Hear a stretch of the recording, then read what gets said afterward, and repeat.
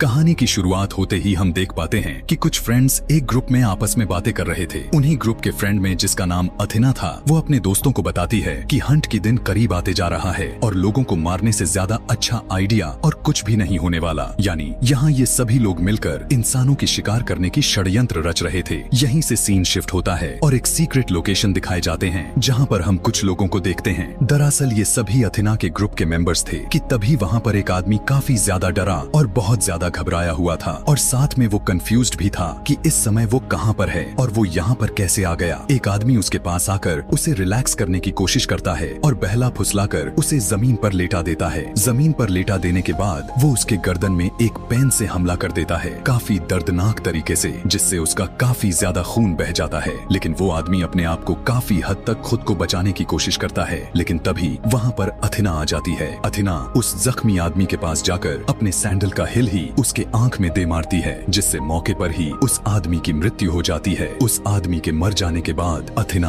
अपने सैंडल की हिल से उसकी आंख निकाल लेती है। अगले सीन में हम एक लड़की को देखते हैं जिसकी अचानक से एक जंगल में आंख खुलती है और उसके मुंह को बेल्ट से बांधा गया होता है। उस लड़की के अलावा वहाँ पर और भी बहुत से लोग थे जिन्हें प्रिजनर्स बनाकर लाया गया था। उस जंगल के ठीक साइड में एक ओपन एरिया था जिसके बिल्कुल बीचों बीच में एक बहुत बड़ा वुडन बॉक्स पड़ा हुआ था। उसने से एक आदमी उस वुडन बॉक्स के पास जाकर उसे खोल देता है, जिसमें से एक छोटा सा पिग बाहर निकल कर आता है। उस पिग के अलावा उस बॉक्स में काफी ज्यादा वेपन्स भी रखे गए थे जिन्हें देखकर वहाँ पर मौजूद सभी लोग उठा लेते हैं। उन्हीं में से एक लड़की को वहाँ पर एक की मिलती है जिसकी मदद से सभी के मुंह में लगे हुए बेल्ट को खोला जाता है। तभी अचानक से कोई उन लोगों पर फायरिंग करने लगता है और उस फायरिंग में सबसे पहले वो लड़की ही मारती है जिसने चाबी से बेल्ट को खोला था। और ये फायरिंग कोई और नहीं बल्कि अथिना के ग्रुप मेंबर्स ही थे जो कर रहे थे। उनमें से एक आदमी नोटिस करता है कि ये फायरिंग काफी दूर से की जा रही है। एक लेडी वहाँ से अपनी जान बचाकर भागने की कोशिश करती है, लेकिन वो एक डिच में गिर जाती है। एक आदमी उस लेडी की हेल्प करने के लिए जाता है, लेकिन वो देखता है कि वो लेडी स्पाइक्स पर गिर गया है। वो उस लेडी को बाहर निकालता है और साथ में दोनों जंगल की तरफ भागने लगते हैं, लेकिन तभी उस आदमी का पैर एक लैंडमाइन पर पड़ जाती है और जोर से धमाका के साथ उस आदमी के शरीर के चीथड़े हो जाते हैं। लेकिन वो लेडी दोबारा से जाकर उसी डिच में गिर जाती है। तभी एक दूसरा आदमी उस लेडी की मदद करने के लिए वहाँ पर आ जाता है, लेकिन उस लेडी की हालत काफी ज्यादा खराब हो चुकी होती है क्योंकि उसकी बॉडी के नीचे वाला पार्ट ब्लास्ट में उड़ चुका था। वो लेडी उस आदमी से उसके गन को स्नैच करती है और खुद को शूट करके खत्म कर लेती है। फिर वो आदमी उसी जंगल की तरफ भागने लगता है।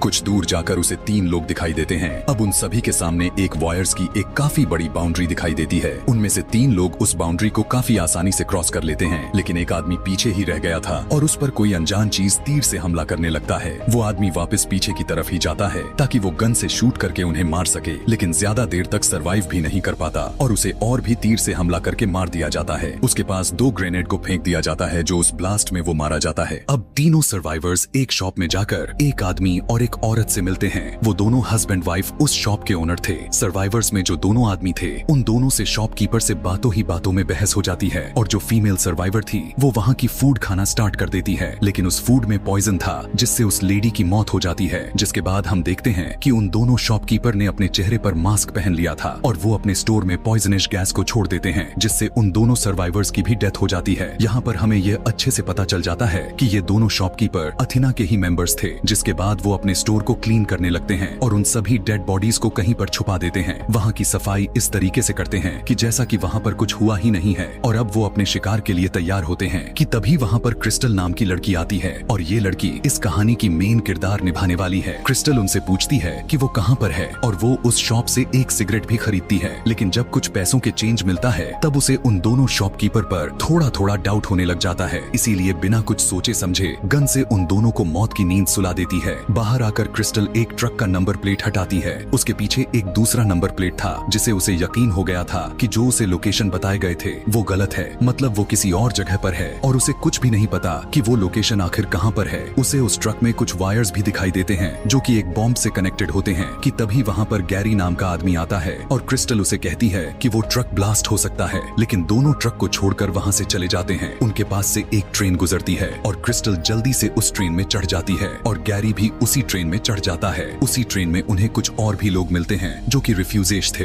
गैरी क्रिस्टल से कहता है कि ये सभी उन्हें बस भटकाने के लिए आए हैं, लेकिन क्रिस्टल उनकी बातों पर जरा सा भी विश्वास नहीं करती। कुछ दूरी पर जाने के बाद आर्मी वाले उस ट्रेन को रोक लेते हैं और सभी लोगों को बाहर निकालते हैं। गैरी उन सभी सोल्जर्स से कहता है कि ये सभी रिफ्यूजेज फेक हैं, लेकिन कोई भी उसकी बातों पर जरा सा भी ध्यान नहीं देते और वहाँ से चले जाते हैं। तभी एक आदमी गैरी के पास आकर उसे कहता है कि आई डोंट थिंक सो कि वो तुम्हारी बातों पर बिलीव करने वाले हैं। उसे इंग्लिश भाषा में बात करते हुए देखकर गैरी काफी ज्यादा परेशान हो जाता है। तभी वो आदमी कुछ बातों को रिवील करता है। वो कहता है कि उसके अलावा सारे लोग रिफ्यूजेज हैं और वो आर्मी वाले भी असली है, जो खुद भी एक एक्टर है और उन लोगों के साथ ही मिला हुआ है। उसकी ऐसी बात को सुनकर गैरी काफी ज्यादा गुस्सा हो जाता है और उस पर हमला करके उसे मारने लगता है और उसकी पैंट में एक बॉम्ब का नीडल खींचकर डाल देता है।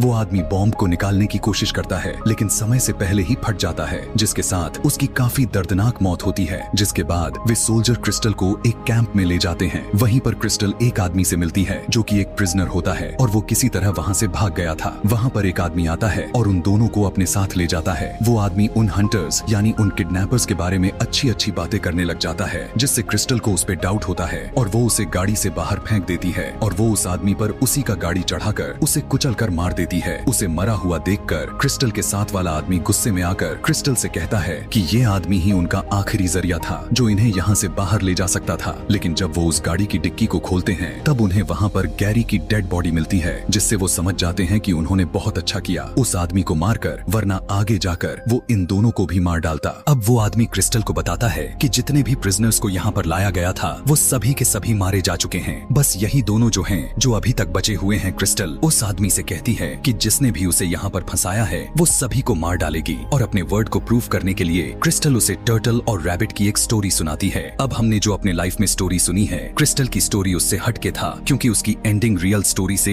एकदम अलग होता है। अगले सीन में हमें दोबारा से वही ग्राउंड को दिखाया जाता है जहाँ पर सबको प्रिजनर्स बनाकर लाया गया था और इसके साथ वहाँ की सीक्रेट लोकेशन भी दिखाई जाती है। उस लोकेशन में बहुत से हंटर्स भी थे और वहीं पर उनका ट्रेनर भी मौजूद था और इसी ने उन्हें हंटर्स बनाया था। इन सभी हंटर्स की लीडर कोई और नहीं बल्कि अथिना ही है। उस आदमी के साथ क्रिस्टल भी वहाँ पर पहुँच जाती है और उस आदमी को वो पिग का बच्चा मिल जाता है। उन लोगों को डिस्ट्रैक्ट करने के लिए वो पिग को वहाँ पर भेज देते हैं, जिसके बाद क्रिस्टल वहाँ अंदर आती है और एक एक करके उन हंटर्स को मार डालती है। लेकिन उन हंटर्स का ट्रेनर जो कि अभी भी जिंदा था वो उस पर अटैक कर देता है और उन दोनों की काफी तगड़ी फाइट हो जाती है। बहुत कोशिश के बाद क्रिस्टल उस ट्रेनर को भी दर्दनाक मौत देती है कि तभी वहाँ पर अथिना की कॉल आती है और वो क्रिस्टल को बहकाने और उस आदमी को फंसाने के लिए कहने लगती है कि उसने अभी तक क्रिस्टल को मारा है या नहीं। इस बात को सुनकर क्रिस्टल को उस आदमी पर भी डाउट होने लगता है, इसीलिए क्रिस्टल बिना कुछ सोचे समझे उस आदमी को भी मार देती है। वो यह तक नहीं सोचती कि आखिर अथिना झूठ बोल रही है या सच। जिसके बाद क्रिस्टल उस ट्रेनर के पास जाती है जो कि अभी वो जिंदा थी और काफी इंजर्ड हो चुका था। वो उससे अथिना की लोकेशन पूछती है और अथिना की लोकेशन ले लेने के बाद वो उसे भी मार देती है। अब यह कहानी यहाँ से सीधा 1 साल पीछे जाती है, जहाँ पर हमें आगे हो रहे कांड के बारे में पता चलने वाला है कि आखिर ये सभी हंटर्स क्यों बने और इतने सारे खून क्यों हुआ।